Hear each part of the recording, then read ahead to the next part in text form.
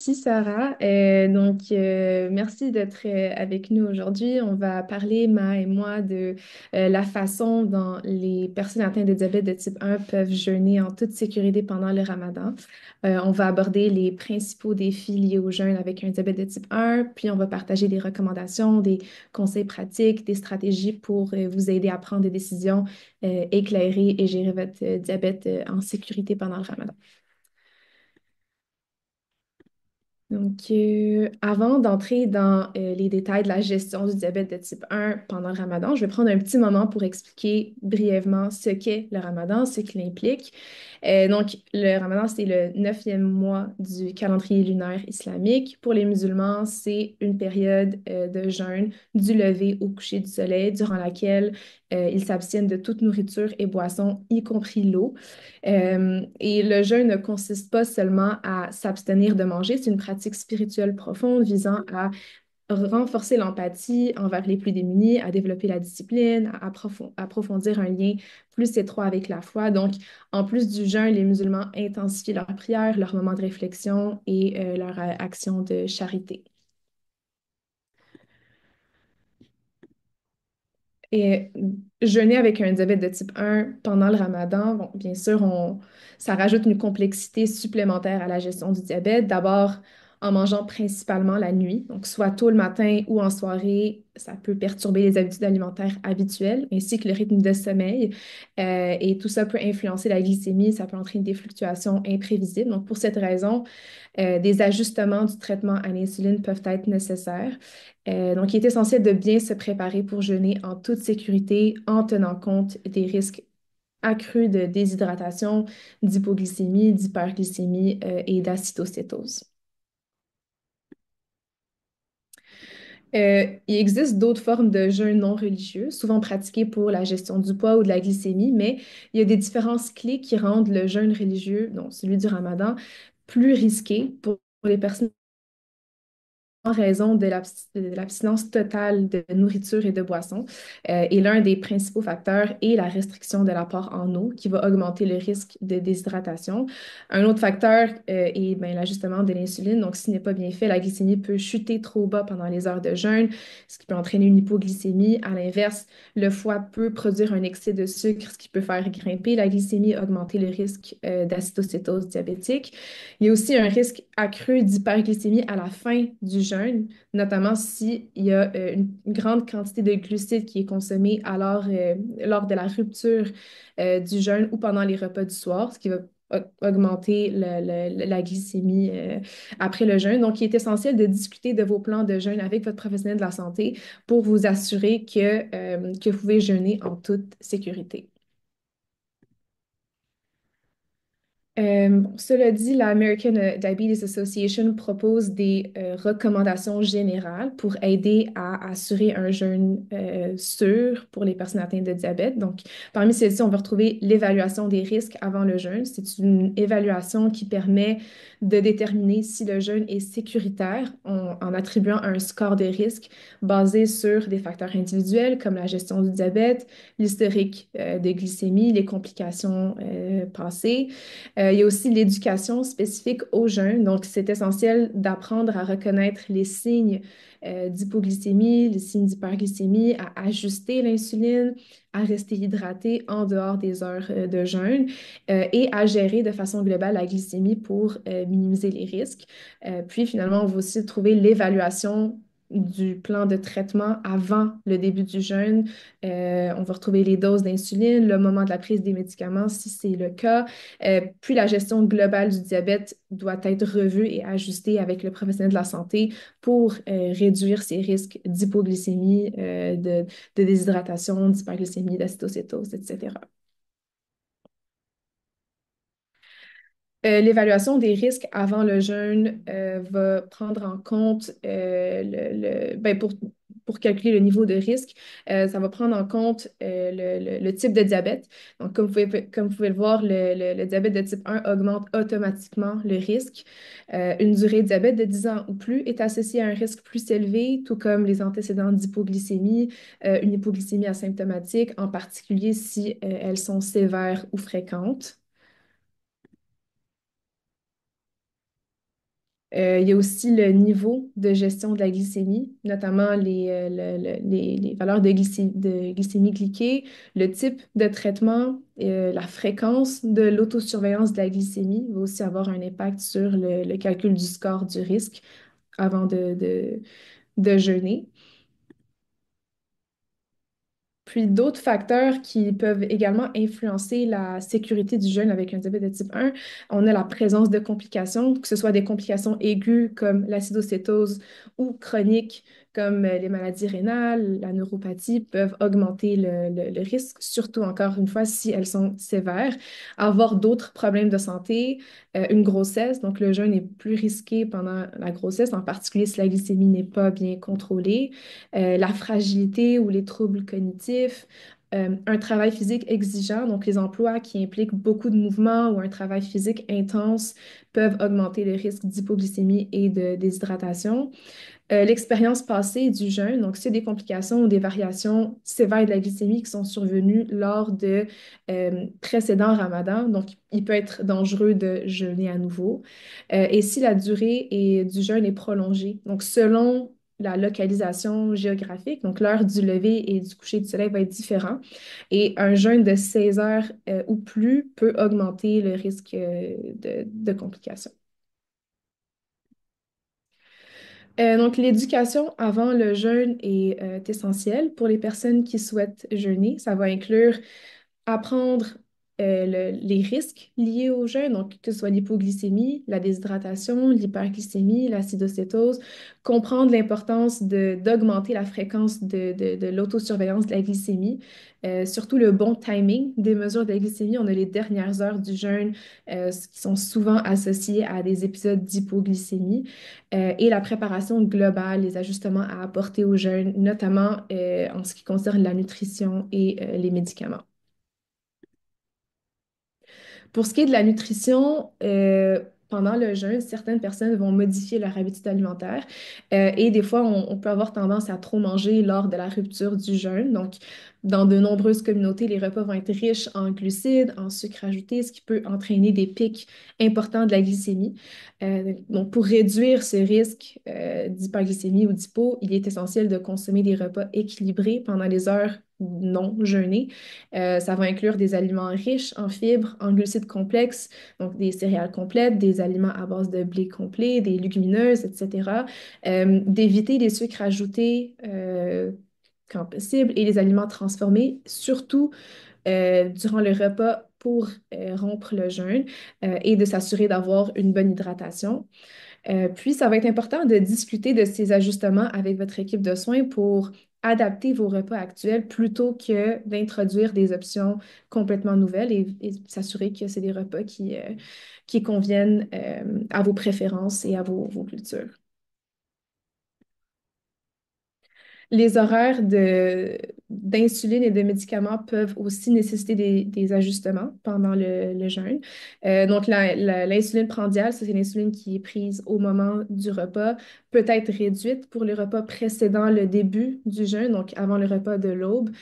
Puis, pour les autres repas après le coucher du soleil, souvent l'insuline va être adaptée à l'apport en glucides. Puis, Maha va couvrir des exemples plus pratiques par rapport à ça. De façon générale, les médicaments avec un risque plus faible d'hypoglycémie doivent être privilégiés et il est essentiel de se rappeler que le traitement doit être individualisé, de toujours consulter votre équipe de soins avant d'adapter les recommandations à vos besoins spécifiques. Puis la technologie peut aussi être un outil pour aider à avoir un jeûne plus sécuritaire. Donc les capteurs de glucose en continu, les CGM, peuvent permettre un suivi des tendances de la glycémie tout au long du jeûne, ce qui est particulièrement important pour les personnes avec un risque plus élevé. Les pompes à insuline aussi sont associées à un risque moins grand d'hypoglycémie avec des ajustements plus précis des doses d'insuline. Donc, la technologie peut être considérée à être intégrée pour l'évaluation des risques, la planification des repas et avec l'éducation sur le diabète pour rendre le jeûne pendant le ramadan plus sûr et plus facile à gérer. Donc là, je laisse la parole à Ma pour des cas pratico-pratiques. Je cherche mon micro. C'est pour ça que ça prend du temps. OK, bonjour tout le monde. Ce que je vais faire suite à ce que Asma a présenté en les mettant en pratique. Donc, les recommandations sont un peu générales, mais ce qu'on va voir aujourd'hui ensemble, c'est dépendamment de la méthode que vous utilisez pour la gestion du diabète, qu'est-ce qu'on peut faire pour que on puisse réussir à faire le jeûne pendant la journée sans avoir d'hypoglycémie ou d'hyperglycémie. Donc, on va commencer par les personnes qui prennent de l'insuline par injection, donc au stylo. On appelle ça une insulinothérapie intensive.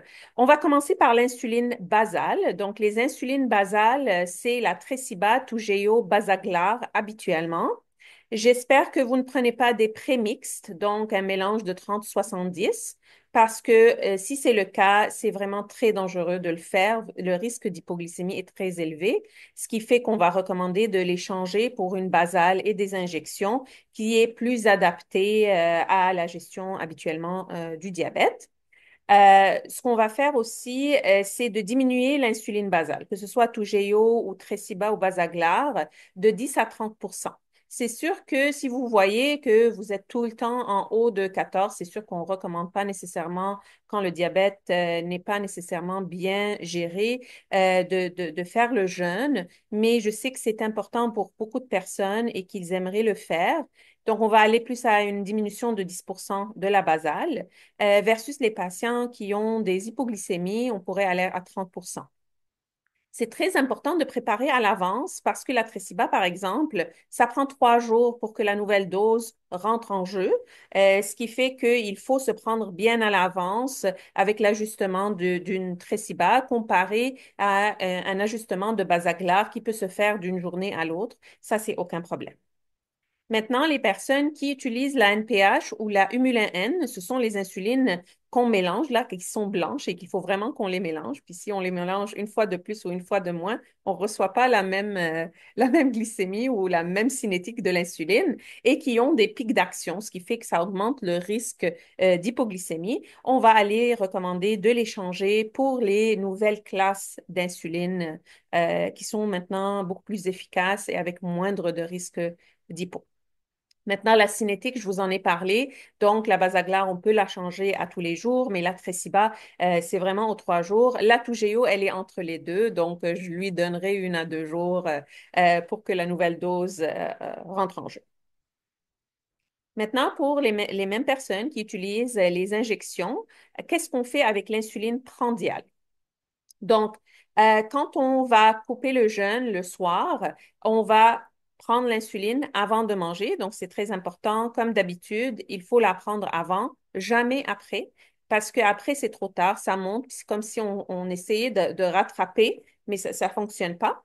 Je vous suggère grandement d'ajuster dépendamment si vous avez un petit ou un gros ou un très gros repas, s'il y a des desserts ou pas, si le repas s'étire plus longtemps ou pas. Ça se peut que la quantité d'insuline que vous avez besoin est plus grande.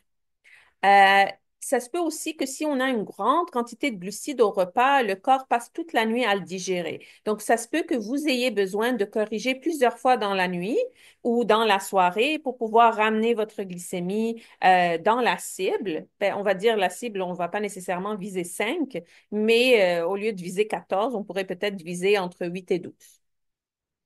Et au niveau du repas du matin, celui-là aussi, on va prendre l'insuline, mais c'est là où on va faire attention parce que comme on ne sait pas comment qu'on va réagir si on prend l'insuline, puis là, on a un risque d'hypoglycémie, on ne veut pas nécessairement avoir ce risque-là pour couper le jeûne. OK?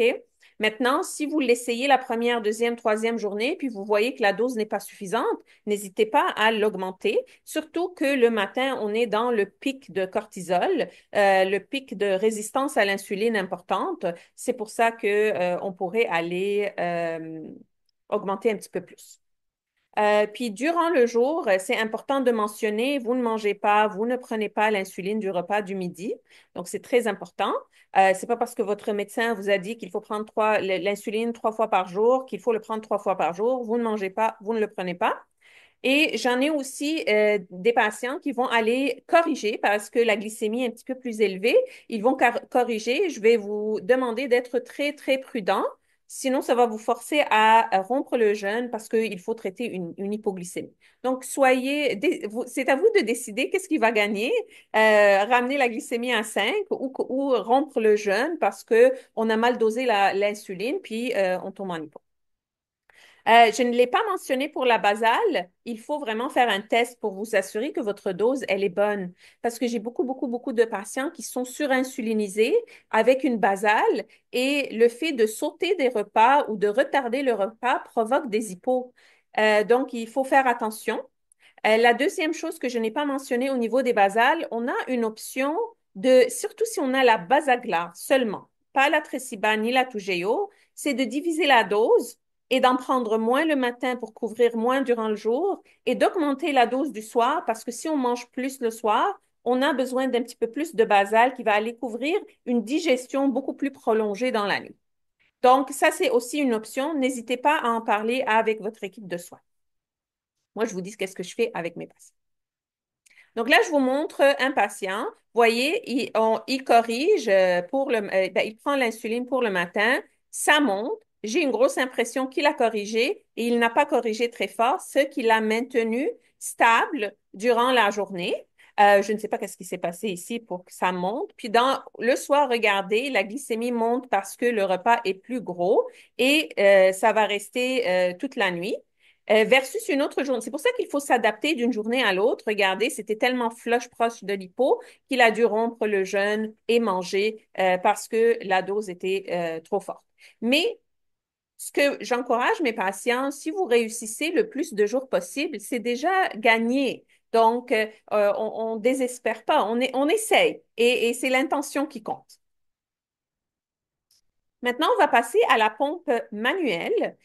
Donc, actuellement, les pompes manuelles, c'est la Omnipod ou si vous avez une pompe Medtronic, les anciens modèles qui n'ont pas l'adaptation des doses d'insuline selon la glycémie.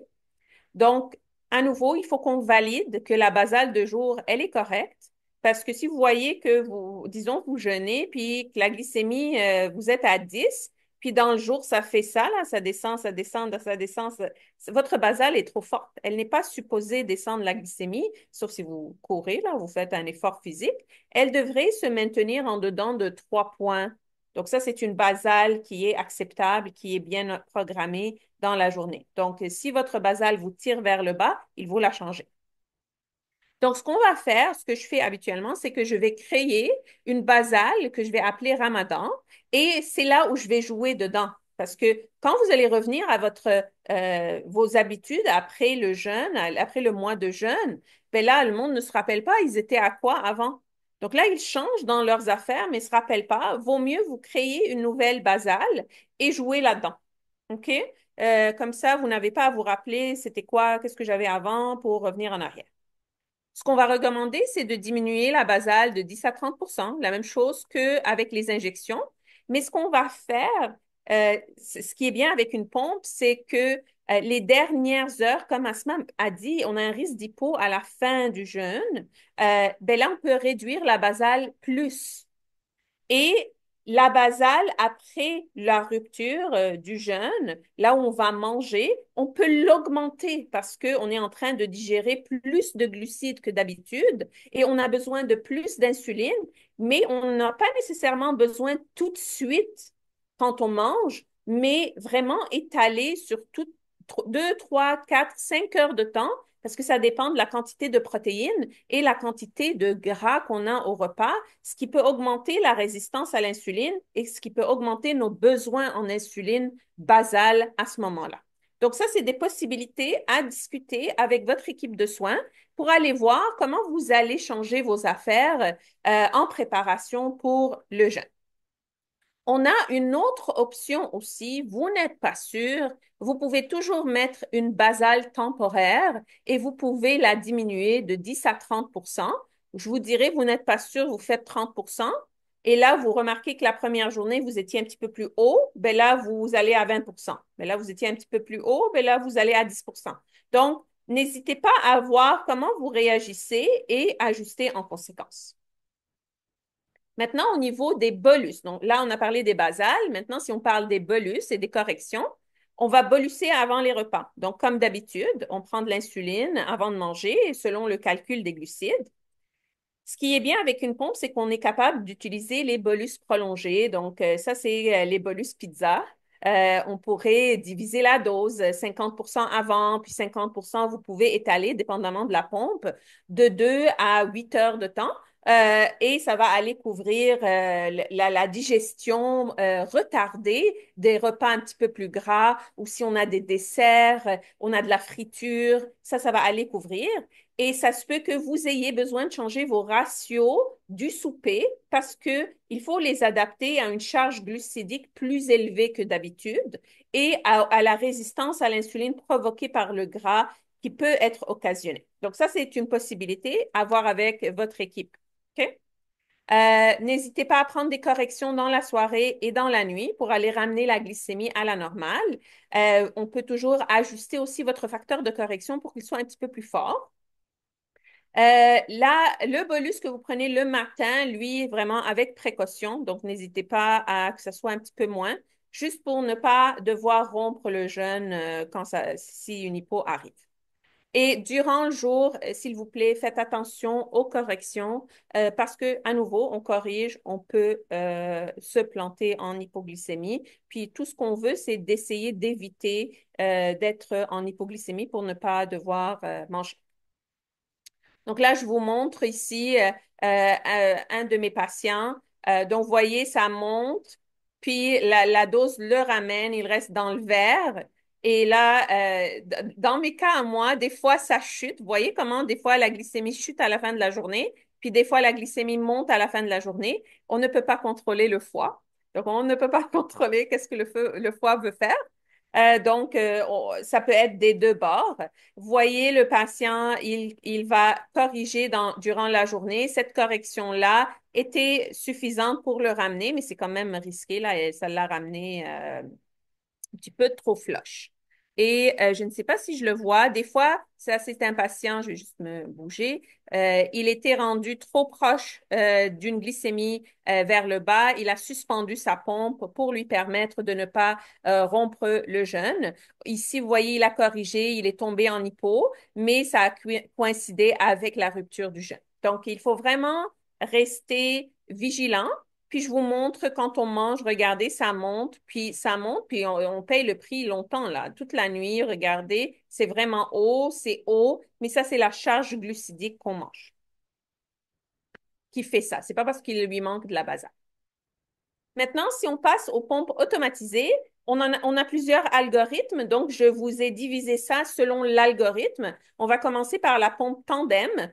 On va créer une basale Ramadan. Donc, si on commence par la basale et on va la diminuer durant le jour donc on peut utiliser les deux ensemble ou l'une ou l'autre. On peut mettre le mode exercice pour la durée du jeûne, ce qui fait que la pompe va corriger pour nous ramener à 8,9 au lieu de nous ramener à 6,1. OK? Donc, on a comme ça un buffer de sécurité. Puis, ce qui est bien avec cette pompe, c'est que même si la glycémie monte en haut de 8,9, la pompe va corriger pour ramener à 8,9 au lieu de ramener à 6,1. Donc, vous aurez quand même des corrections pour que la glycémie ne monte pas beaucoup. Ça, c'est des questionnements que je me pose. Est-ce qu'on enlève le mode sommeil durant la nuit? Parce que quand on est en mode sommeil sur une pompe tandem, la pompe ne corrige pas. Donc, ça va être juste la basale qui va aller gérer les hyperglycémies, puis des fois, ce n'est pas suffisant. Donc, si on enlève le mode sommeil pour la nuit, on pourra recevoir des corrections aux heures quand c'est nécessaire. Donc, ça pourrait être quelque chose d'intéressant. C'est ce que j'aurais discuté avec mes patients à ce moment-là. OK? Et ensuite, donnez-moi une seconde parce que je ne vois pas ce que j'ai écrit. OK. Donc, si les glycémies sont élevées en haut de 14, surtout à jeun dans la journée, s'il vous plaît, validez les cétones parce que quand on ne boit pas assez d'eau et que la glycémie est élevée, on a un risque d'acidocétose. Et surtout sur une pompe, si le cathéter n'est pas bien rentré, ça se pourrait que l'insuline n'est pas délivrée, n'est pas reçue proprement. Donc, il faut rester à l'affût de symptômes d'acidocétose, des nausées, des vomissements, des maux de ventre, on a envie de vomir et où on a des glycémies élevées, puis on ne veut pas prendre le risque. Donc, c'est important d'aller valider vos cétones. Et avec vous, les cétones, j'ai beaucoup, beaucoup de patients qui n'ont même pas les bandelettes sanguines, pas au niveau des urines, vraiment sanguine. On mesure la glycémie, pardon, oui, on pique le doigt pour avoir les cétones et sur le site de Better, on a le protocole, que ce soit qu'on soit sous injection ou qu'on soit sous pompe, c'est quoi les étapes à faire pour gérer la cétonémie. Donc, je vous montre ici une autre de mes patientes. Voyez la pompe suspend malgré le fait qu'elle est le mode activité, donc qui devrait la ramener un petit peu plus haut. Elle ne l'est pas, elle est plus proche de la ligne inférieure. C'est là où on va créer une basale qu'on va appeler Ramadan pour avoir beaucoup moins de basale et on va mettre le mode exercice par-dessus ça pour éviter d'avoir à regarder les suspensions. Donc, la pompe a passé la journée à suspendre. Et le soir, ça vaut la peine de revoir les ratios. Donc, ce que j'aime avec la pompe tandem, c'est qu'on est capable de mettre des facteurs de correction et des ratios différents dans le programme de la basale, ce qui fait que ça va être le programme pour le ramadan. Donc, voilà. Et ça, c'est un autre exemple où on n'a pas le mode exercice, puis ça va bien durant la journée. Donc, ça dépend. Donc, on n'a pas une seule méthode. Il faut voir quelle méthode fonctionne pour vous. Maintenant, si on passe à la pompe Medtronic, je vais parler de la 780 versus la 770 versus la 780 parce que c'est pas la même chose. Donc, c'est très important avec ces pompes-là de se pratiquer au moins 1 à 2 semaines à l'avance parce qu'il faut vraiment qu'on adapte l'algorithme à ça. OK? On peut utiliser l'objectif temporaire de 8,3, ce qui va nous ramener à 8,3 au lieu de nous ramener dans la pompe 770. Si je ne me trompe pas, c'est 6,7. On n'a pas une autre cible, alors que la pompe 780, on a 3 cibles différentes, 5,5, 6,1 et 6,7, et on a le 8,3. Donc, vous avez le choix d'aller entre 6,7 ou 8,3 pour éviter de tomber en hypo. Euh, c'est sûr qu'il faut toujours bolusser tous les glucides. Donc ça, il faut les bolusser. On ne peut pas se dire, je m'en passe, ça va prendre ça, parce que je ne veux pas que la basale s'adapte à des glucides et que ce n'est pas ça que vous avez besoin. Vous n'avez pas besoin de plus de basale. Et ça se peut qu'on ait besoin d'adapter les ratios, mais rappelez-vous, vous les adaptez durant le ramadan. Après le ramadan, il faut revenir en arrière et revenir au ratio que vous aviez avant, parce qu'à nouveau, l'alimentation n'est pas toujours la même pendant ce mois-là. Donc, je vous montre ici l'algorithme 770. Il n'y a pas de correction automatique, donc on se passe seulement sur la basale et c'est là où on doit renforcer nos ratios, les rendre plus forts pour recevoir plus d'insuline, ce qui va nous permettre de rester dans la cible. Donc, je vous montre ici, donc durant le jour, tout le temps là, on n'a pas de bolus. Puis, regardez au souper, ça monte beaucoup parce qu'on a une charge glucidique un petit peu plus élevée. OK? Puis cette personne-là, regardez, là, on a le mode l'objectif temporaire de 8,3 ici et ici. Et regardez, malgré l'objectif temporaire, la pompe ici, elle a suspendu pendant la majorité de la journée pour éviter l'hypoglycémie. Puis ici, je vous montre, ça c'est une personne qui ne bolus pas. Donc ici, elle a bolusé après le repas, ce qui fait qu'elle est tombée en hypo, alors qu'ici, elle n'a pas bolusé du tout. Puis ça s'est bien passé, mais je vous parle de la 770, je ne vous parle pas de la 780.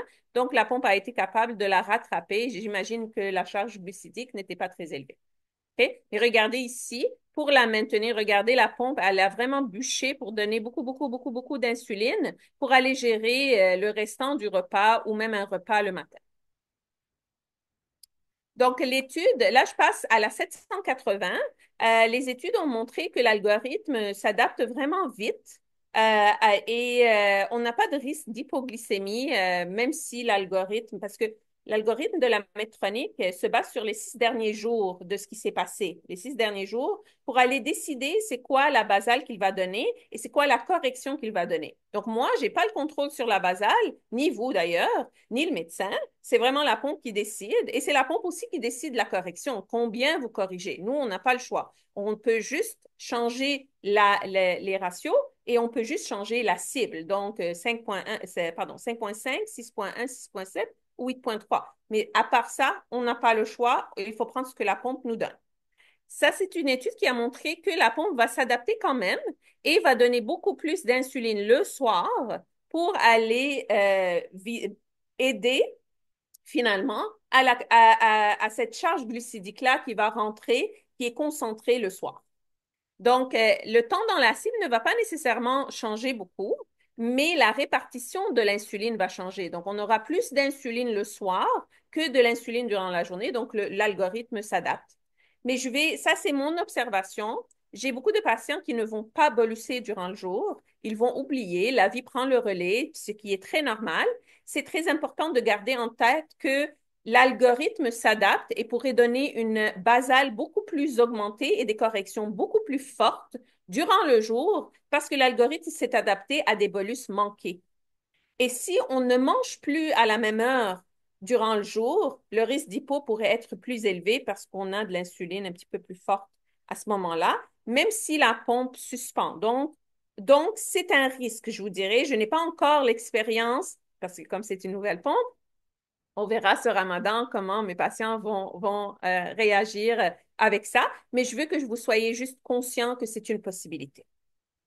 Donc, vous voyez, ça, c'est un patient que j'ai trouvé qui était dessus l'année passée. Avec cette pompe-là, c'est très important de faire des ratios plus lousses. Donc, c'est à l'inverse de la 770. Il faut les rendre plus lousses pour permettre à la pompe de donner plus de basal et de donner beaucoup plus de correction.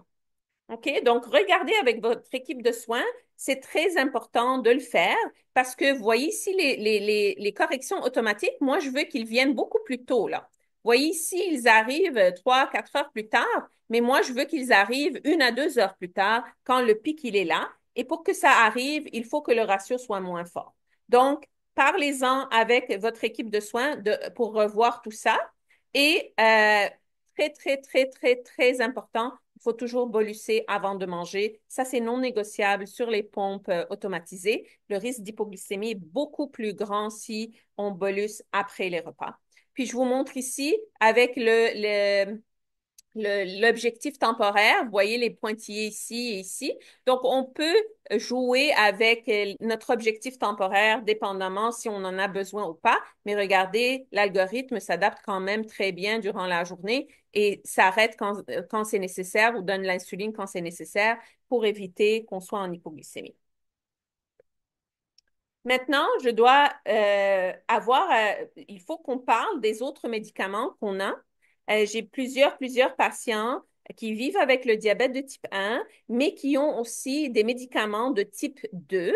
Donc, les SGLT2, comme le Forxiga, Invokana, Jardiance, la dapagliflozine, empagliflozine, il faut les arrêter parce que le risque d'acidocétose est déjà élevé avec ces médicaments-là. On rajoute à ça un risque de déshydratation, faudrait pas tenter le diable d'une certaine façon. Donc, la glycémie va être un petit peu plus élevée, mais c'est correct. On la veut un petit peu plus élevée mais on va éviter l'acidocétose diabétique. Maintenant, si vous prenez de la metformine ou du glucophage ou du glumetza, là, vous le gardez. Vous êtes habitué, là, vous le gardez. Lui, là, sa job, c'est d'empêcher le foie d'être surproductif. Donc, il n'y a pas vraiment un risque associé à ça. Il y a aussi, j'ai plusieurs de mes patients qui prennent de l'Ozempic, Trulicity, Mounjaro, Victoza. Si vous êtes habitué à ce médicament-là et qu'il n'y a pas d'effet secondaire, on peut le garder. Mais si vous voulez l'initier, ce n'est pas le moment de le faire durant le jeûne. Et finalement, les DPP4, comme du Januvia, Onglyza ou du Trajenta, il n'y a pas de risque, vous pouvez les garder. En conclusion, tout ce qu'on essaie de faire, Asma et moi, c'est de vous aider à réaliser le jeûne parce que vous le voulez, mais en même temps en diminuant les risques sur votre santé. Donc, c'est très important de se préparer. Assoyez, prenez rendez-vous avec votre équipe, asseyez-vous avec eux, regardez, programmez vos pompes, mettez un plan. Moi, je leur écris durant le Ramadan, Tresiba temps, prandial temps. Quand vous mangez ce genre de repas, voici la dose. Quand vous mangez ce genre de repas, voici la dose. Voici votre facteur de correction dans la nuit ou votre échelle de correction. Ou si c'est sur la pompe, on va les ajuster. Donc, on va programmer le nécessaire pour que ça se passe de façon la plus facile et la moins risquée possible. Et c'est là aussi où je n'ai pas, j'en ai pas parlé parce que là, on pourra en parler pendant 3 heures de temps, mais vous pouvez utiliser les alarmes prédictives, pouvez utiliser les flèches de tendance sur votre capteur. J'espère que vous avez compris qu'il faut qu'on ait un capteur. Hein. Se piquer le doigt, là, ça ne nous dit pas grand-chose. Le capteur sera votre GPS pour savoir où est-ce que vous vous dirigez. Si on a des alertes hautes, si vous gérez avec des alertes hautes durant la journée, c'est des demi-doses pour ne pas risquer l'hypo. Et je vous ai parlé des changements de dose dépendamment de ce que vous utilisez et quels médicaments à garder. Mais gardez en tête, il y a une hypoglycémie. Ne comptez pas sur votre foi. Hein. Il faut le foie, pas votre foi religieuse, mais votre foi dans le corps pour vous donner du sucre parce que des fois, ça peut ne pas arriver. Et donc, c'est vraiment très important de rompre le jeûne si on a des hypoglycémies ou si on a une acidocétose diabétique parce qu'il faut s'hydrater pour pouvoir gérer la situation. Donc, voilà. Merci. Merci Asma, merci Maha pour la présentation. Je pense que ça faisait quand même un bon tour des différents traitements qu'on utilise dans le diabète de type 1, puis comment est-ce qu'on peut ajuster ces méthodes-là face aux jeunes du Ramadan et à ces changements d'habitude là qui surviennent pendant la période. Je ne sais pas s'il y a des questions en lien avec cette présentation ou même s'il y a des personnes ici qui ont déjà fait le Ramadan dans les années passées, qui ont des stratégies à partager ou des commentaires. N'hésitez pas, mettez ça dans la fonction QR du Zoom. Puis j'en profite en même temps pour présenter. Donc ça, ce sera le prochain événement. Donc on va avoir au mois de mars. Donc en fait, on a Alana Wiseman, qui est une chercheuse anglophone, et Joyeuse Senga, qui travaille dans la même équipe que Alana, qui vont venir parler de accès aux technologies et comment est-ce qu'on peut rendre ces accès-là plus équitables. Donc, et puis l'impact que, évidemment, le manque d'égalité aux technologies peut avoir sur la gestion du diabète de type 1. J'ai une question qui dit, alors je vais essayer de bien comprendre la question, mais qui dit avec des injections, est-ce qu'on change le ratio du souper, pardon? Est-ce qu'il faut le changer, ce ratio du souper? Je pense que oui, que tu l'as déjà mentionné, Mara, mais veux-tu revenir un peu Oui. là-dessus? Donc, premièrement, on essaye la première soirée et on va voir. Si la glycémie monte beaucoup, on va changer le ratio en tant que tel. Mais ce que je réalise aussi, c'est que si on a un repas un petit peu plus gras, puis ça s'applique aussi pour les restaurants en temps normal, ça se peut que la glycémie monte 2, 3 heures plus tard et non nécessairement 2 heures après. Donc, il faut voir quand est-ce que la glycémie monte. Si elle monte 2 heures après, il faut changer le ratio. Si elle monte 3, 4 heures plus tard, il faut prendre la dose habituelle avec le ratio et rajouter une autre dose 2, 3 heures plus tard quand la glycémie monte. Maintenant, j'explique ça comme ça ici. Habituellement, je m'assois avec mon patient puis je lui explique en détail, mais ça pourrait ressembler à une correction si c'est compliqué ce que j'ai dit. Vous avez juste à corriger 2, 3 heures plus tard. Sinon, avec certaines technologies, on peut utiliser la montée de la glycémie, donc l'alerte de montée de la glycémie, où on peut aller se donner la deuxième dose qui va être associée avec comme la deuxième étape de la digestion. Donc, les glucides rentrent encore là 4 heures plus tard, Puis là, mais la dose du souper, elle est déjà finie. Donc, ça se peut qu'on ait besoin d'une autre dose. Mais ça, il faut vraiment s'asseoir avec l'équipe. Sinon, vous avez juste à corriger. Puis, ça devrait fonctionner.